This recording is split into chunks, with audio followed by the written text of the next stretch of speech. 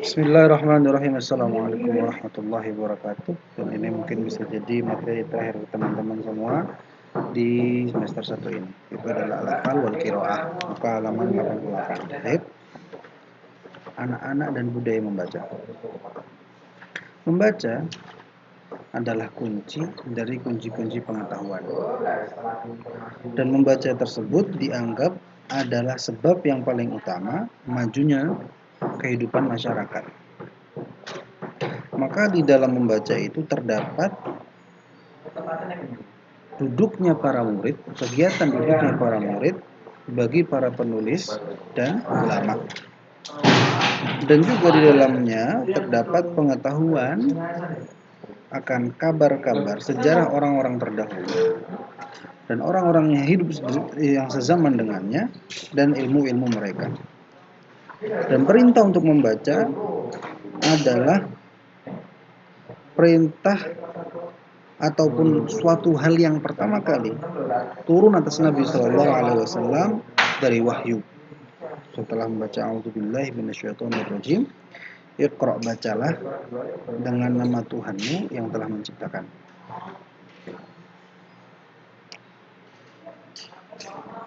Dan para pendidik berusaha sekuat tenaga untuk mengajarkan anak-anak membaca dari waktu sedini mungkin dari usia-usia mereka.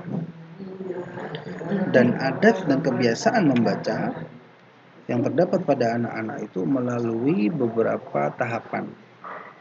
Yaitu pertama, tahapan ketika anak berkomunikasi dan sedang aktif-aktifnya dengan tangan.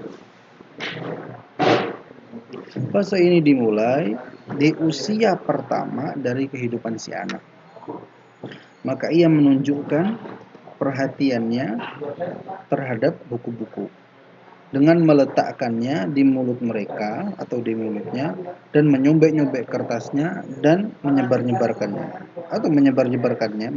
kertasnya dan menyobek-nyobeknya. Dan agar supaya anak mendapatkan kemampuan ini, maka mungkin bagi kita untuk meletakkan di depan dia atau di hadapan mereka kertas-kertas dari majalah-majalah yang lama. Yang kedua,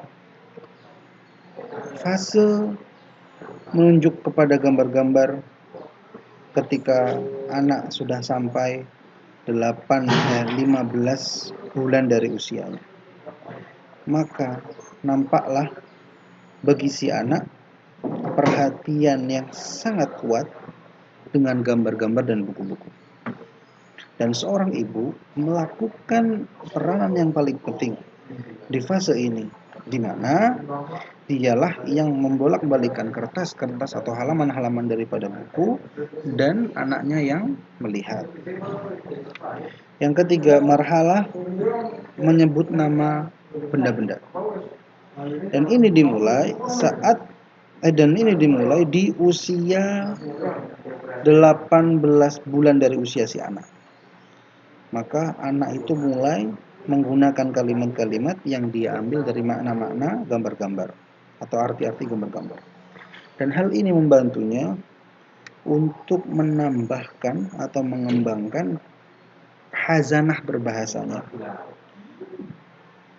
Sungguhnya ia si anak menunjuk kepada gambar dan menyebutkan namanya. Ini unta, ini mobil, dan ia akan bertanya kepada ibunya, apakah ini? Yang ketiga, yang keempat, fase mencintai cerita-cerita pendek yang mudah. Dan dimulai setelah si anak genap atau melengkapi usianya ke 2 tahun. Dan di fase ini anak-anak menamai kegiatan melihatnya kepada buku sebagai bacaan, sebagaimana ia gemar dan suka untuk mendengarkan kisah dari setiap gambar. Dan di usia ini anak-anak mulai mengenal huruf-huruf, bahwa huruf-huruf tersebut adalah sesuatu yang ada di halaman-halaman buku. Yang 5, fase mencari makna. dan dimulai setelah 2,5 tahun atau 3 tahun dari usianya. Dan di fase ini nampaklah gambar bagi si anak, dan seakan-akan gambar-gambar tersebut adalah sesuatu yang hakikat, yang fakta, yang nyata, yang di dalamnya ada kehidupan. Maka terkadang anak menjulurkan tangannya untuk mengambil sesuatu dari gambar dan menciumi anak-anak yang lain yang ada di gambar. Nomor 6, fase bercerita dan memperhatikan huruf. Dan dimulai setelah 3,5 tahun dari usia si anak. Maka si anak mendapatkan kemampuan untuk menjelaskan gambar-gambar dan memberikan komentar atasnya. Sebagaimana juga mulai perhatiannya terhadap bentuk huruf-huruf, semisal dengan perhatiannya dengan gambar. Fase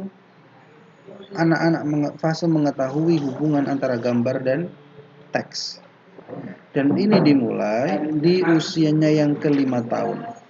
Maka dia mendapati di dalam gambar-gambar tersebut, atau maka si anak itu mendapati di dalam fase tersebut adalah suatu kenikmatan tersendiri di dalam bermain dengan kawannya. Oleh karena ini bertambahlah dan berkembanglah kemampuannya secara sosial. Itu suaranya Ustaz Alif ya. Nah,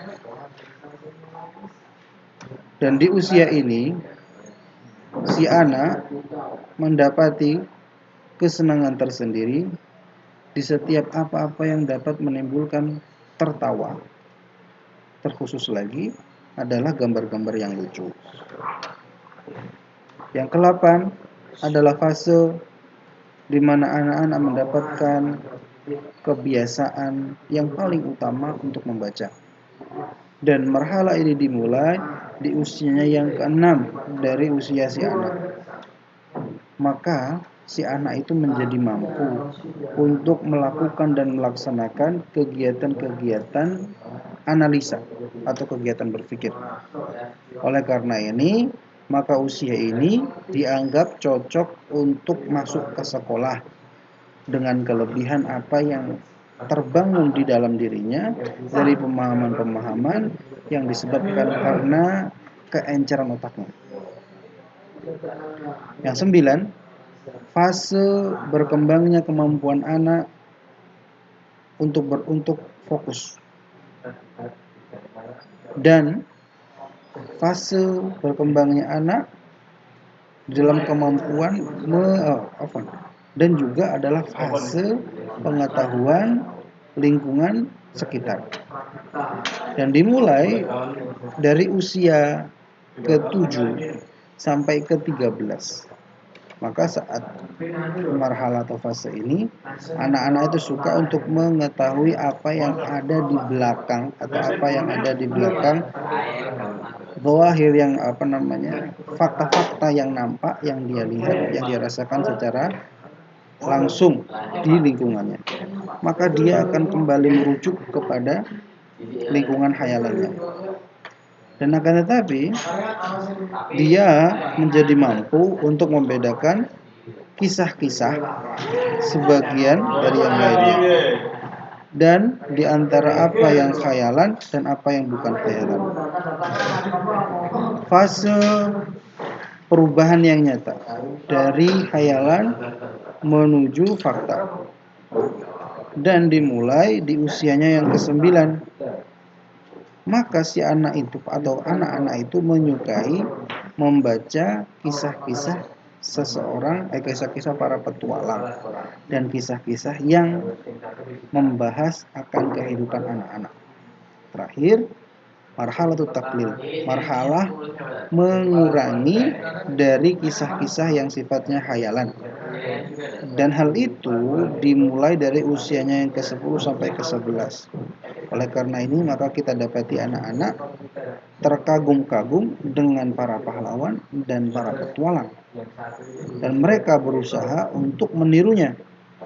Sedangkan Perhatian anak-anak perempuan masih berkaitan dengan kisah-kisah perjalanan atau traveling dan kebiasaan adat istiadat suatu negara. Oleh karena ini, maka wajib untuk kita memilihkan bagi mereka tema-tema yang tepat yang tidak bertentangan dengan nilai-nilai dan akhlak-akhlak keislaman kita. Ini adalah al-atfal qiraah dan ini bisa jadi adalah materi terakhir di IM kelas 10. Barakallahu fikum wa nafa'a wa iyyakum bima qara'na min hadzal kitab. Assalamualaikum warahmatullahi wabarakatuh.